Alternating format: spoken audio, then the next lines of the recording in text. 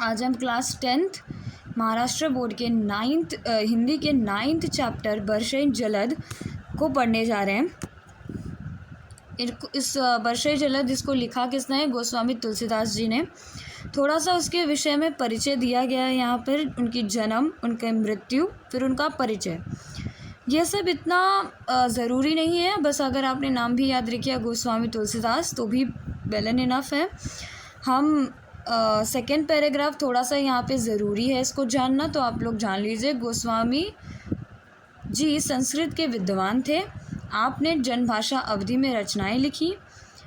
आज से 500 वर्ष पूर्व, जब प्रकाशन, दूरदर्शन, रेडियो जैसी सुविधाएं नहीं थी, ऐसे दौर में भी आपका ग्रंथ रामचरितमानस जन जन को कंठस्थ था। आपके द्वारा रचित महाकाव्य रामचरितमानस को विश्व के लोकप्रिय प्रथम 100 महाकाव्यों में महत्वपूर्ण स्थान प्राप्त है। और इन्होंने ऐसी कई रचनाएं और भी की हैं।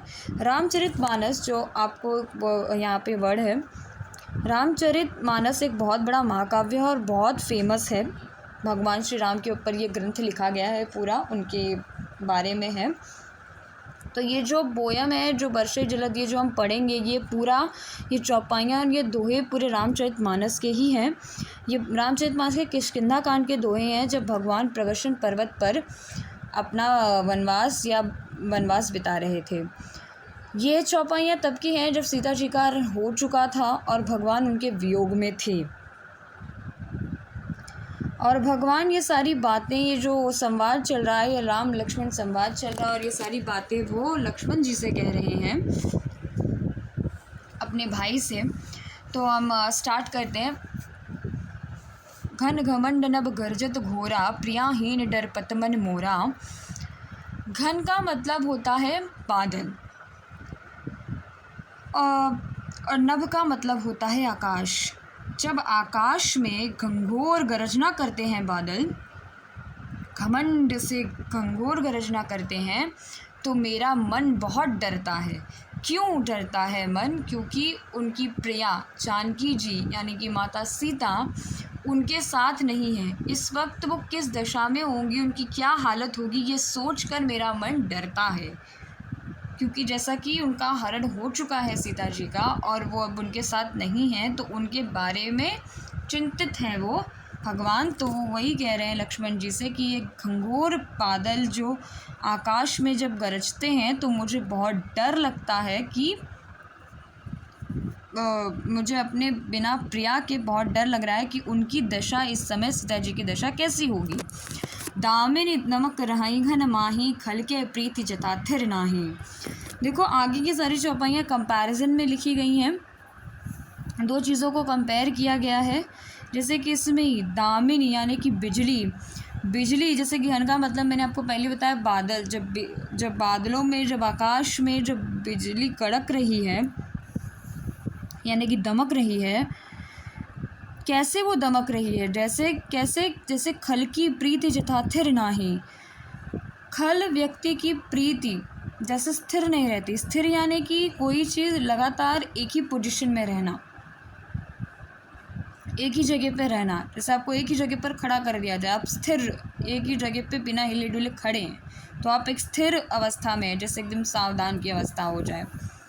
उसी प्रकार यानी कि खल की प्रीति, खल यानी कि दुष्ट व्यक्ति, प्रीति यानी कि प्रेम। जैसे दुष्ट व्यक्ति का प्रेम बहुत टाइम तक नहीं रहता है। जब तक उसका स्वार्थ रहेगा तब तक वो आपसे प्रेम करेगा, बाद में उसका स्वार्थ ख़त्म तो उसका प्रेम भी ख़त्म।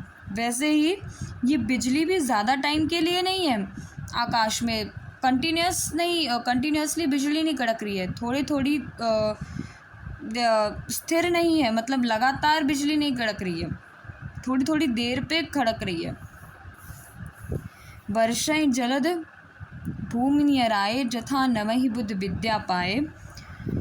जो बादल हैं वो जलद का मतलब भी बादल होता है, वो बरस रहे हैं भूमि के नियर आए यानी कि देखो पास में आना। तो भूमि के पास आकर बादल बरस रहे हैं। कैसे बरस रहे हैं? जैसे बुध यानी कि ज्ञानी व्यक्ति, विद्वान व्यक्ति,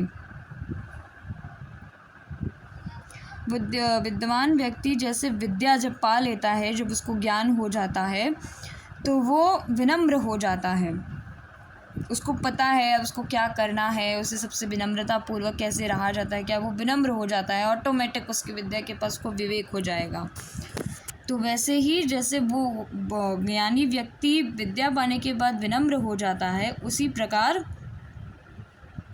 जो बादल हैं वो भूमि के पास आकर विनम्रतापूर्वक बरस रहे हैं। बूंद आघात सहई गिरी कैसे, खल के बचन संत सहज ऐसे।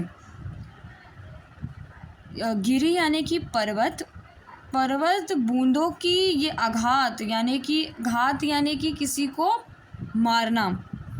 ये जो बूंद पड़ती हैं पर्वतों पर, तो वो बूंद जो उन पे गिर रही है उसको वो कैसे सहन कर रहे हैं। जैसे खल के बचन संत सहज, जैसे संत व्यक्ति जो अच्छे व्यक्ति होते हैं वो दुष्टों के जैसे वचन को सह लेते हैं। वो ज़्यादा तर्क वितर्क नहीं करते, वो ज़्यादा आपसे झगड़ा नहीं करेंगे। आपने अगर उनको कुछ कह लिया तो वो चुपचाप सह लेते हैं। वैसे ही पर्वत भी बूंदों को सह ले रहा है अपने ऊपर। क्षुद्र नदी भरी चलई तोराई, जस थोरे उधन खल इतराई। क्षुद्र नदी यानी कि छोटी नदी, जब वो भर जाती है, छोटी नदी जल्दी से भर जाती हैं बारिश के मौसम में, और वो उनका तोराई यानी कि जब वो जो उनका बांध बना होता है आजू बाजू, वो अपने सराउंडिंग को तोड़ते हुए बाहर, मतलब वो जैसे बाढ़ आने तो बाढ़ आ जाती है। छोटी नदियाँ जब भर जाती हैं तो उनमें बाढ़ आ जाती है, वो तोड़ देती हैं अपने ऊपर जो भी बांधन जो भी बनाया रहता है कि ये पानी बाहर ना आए, वो सब तोड़ के वो आगे चली जाती है। कैसे वो आगे चली जाती है, जैसे कि थोड़ा धन पाने के बाद में जो दुष्ट व्यक्ति रहता है वो बहुत इतराने लगता है, उसको मिल जाता है तो वो उसको बर्दाश्त नहीं कर पाता, वो लोगों में लुटाने लगेगा, उसका कुछ भी करने लगेगा, उसका दुरुपयोग करने लगेगा। वैसे ही ये नदियाँ भी थोड़ा सा क्या बोलते हैं, पानी क्या जमा हो गया कि इन्होंने बांधों को तोड़कर ये आगे बढ़ गई। भूमि परत भार डाबर पानी, जन जीवहि माया लपटानी। भूमि पर जैसे कि जब पानी था, जब आसमान से वो चला था तो वो बहुत ही शुद्ध था, पर जैसे ही वो धरती पे गिरा तो मिट्टी के साथ मिलने की वजह से ख़राब हो गया पानी। कैसे ये ख़राब हो गया, जन जीवहि माया लपटानी, यानी कि जैसे जब जीव आता है तो वो बहुत ही अच्छा रहता है। बचपन में आपने बच्चों को देखा होगा, वो किसी चीज़ के लिए ज़्यादा ये नहीं करते, ना मांगते, ना उनके ज़्यादा शौक़ होते हैं, पर बड़े होने के बाद उनको अलग अलग शौक़ माया पकड़ लेती है, बेसिकली जो कहते हैं। तो जैसे पहले जीव आता है, बाद में उसको माया पकड़ लपट माया चीज़ों से उसका जो मुँह है वो बढ़ते चला जाता है। वैसे ही जब पानी जब आसमान से गिरता है तो वो स्वच्छ ही रहता है, पर जैसे धरती पर गिरता है वो मलिन हो जाता है। सिमट सिमट जल भरई तालाबा, जिम सद्गुण सज्जन पहियावा। थोड़ा थोड़ा जल समेट समेट कर जो तालाब है वो भर रहे हैं। कैसे, जैसे सद्गुण और सज्जन को पाने, जैसे जो सज्जन व्यक्ति रहता है उसको अपने पास सद्गुणों को नहीं बनाना पड़ता कि मेरे अंदर ये गुण आ जाए, वो गुण आ जाए, मैं ऐसा हो जाऊँ, अच्छा हो जाऊँ, ये हो जाऊँ। वो ऑटोमेटिक, अगर वो सज्जन है, वो अच्छा व्यक्ति है, तो उसके पास धीरे धीरे करके एक एक गुण अपने आप उसके अंदर आने लगेंगे। उसको बुलाना नहीं पड़ेगा किसी गुण को कि वो हो जाए, उसको करना नहीं पड़ेगा, वो अपने आप धीरे धीरे उसके पास चले आएंगे। वैसे ही धीरे धीरे थोड़ा थोड़ा कर जल भर रहा है तालाब में। सरिता जल निधि महु जाई, हो अचल जिम जीव हरि पाई। सरिता यानी कि नदी, नदी का जल निधि यानी कि जो जलों का राजा, निधि यानी कि राजा को भी कहते हैं। निधि यानी कि जो खान जो होती है ना, निधि पैसा भी होता है।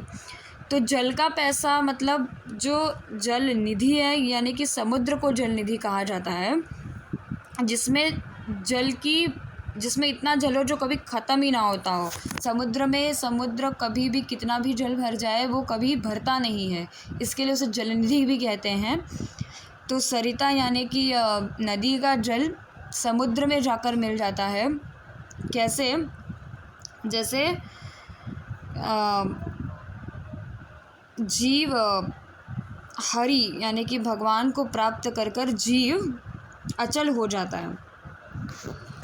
अब उसे आगे कुछ पाने की या उसकी इच्छा नहीं बचती। वैसे ही सरिता यानी कि नदी का जल जब समुद्र में चला जाता है तो वो अचल हो जाता है, अब वो वहाँ से कहीं नहीं जाएगा, वो नदी वो समुद्र में ही रह जाएगा।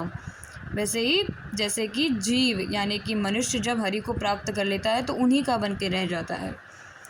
हरित भूमि तृण संकुल समुझ पर ही नहीं पंथ, जीव पाखंड विवाद ते लुप्त हो ही सदग्रंथ। हरित भूमि यानी कि हरी भूमि, यानी कि जैसे आपको पता होगा अगर बारिश के मौसम में पूरी भूमि हरी भरी हो जाती है और छोटे छोटे पत्ते थोड़ी थोड़ी चीज़ें मिलकर संकुल, तो थोड़े घास वगैरह मिलके पूरी धरती को हरा भरा कर देते हैं, तो आपको पता ही नहीं चलेगा कि रास्ता किधर है। पूरे रास्ते पे घास हुए उग गई हैं आजू बाजू पूरे, अगर आपने गांव में देखा होगा तो पूरे रास्तों पर घास उगी हुई है, थोड़ी बहुत ही सड़क दिख रही होती है। तो ऐसा कि आपको पंथ ही, आपको रास्ता ही नहीं पता चलेगा कि किस तरफ से रास्ता गया है, पूरी घास ही घास है। कैसे वो पूरी घास फैली हुई है, जैसे पाखंड विवाद थे, जो पाखंडी होता है वो विवाद करेगा।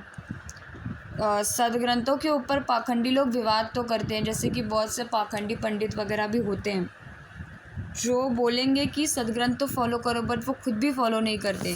इस सभी पाखंड की वजह से लोगों का विश्वास टूट जाता है कि नहीं सदग्रंथों में गलत लिखा हुआ है, लोगों को लगता है, या इसके वजह से ही हमारे सदग्रंथ जो हैं वो विलुप्त होते जा रहे हैं।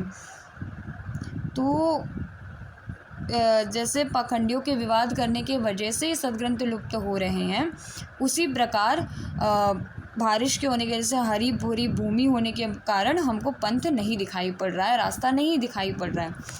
अगर आप चाहते हैं कि आगे का भी मैं पोयम एक्सप्लेन करूं तो कमेंट में ज़रूर बताएं। Thank you.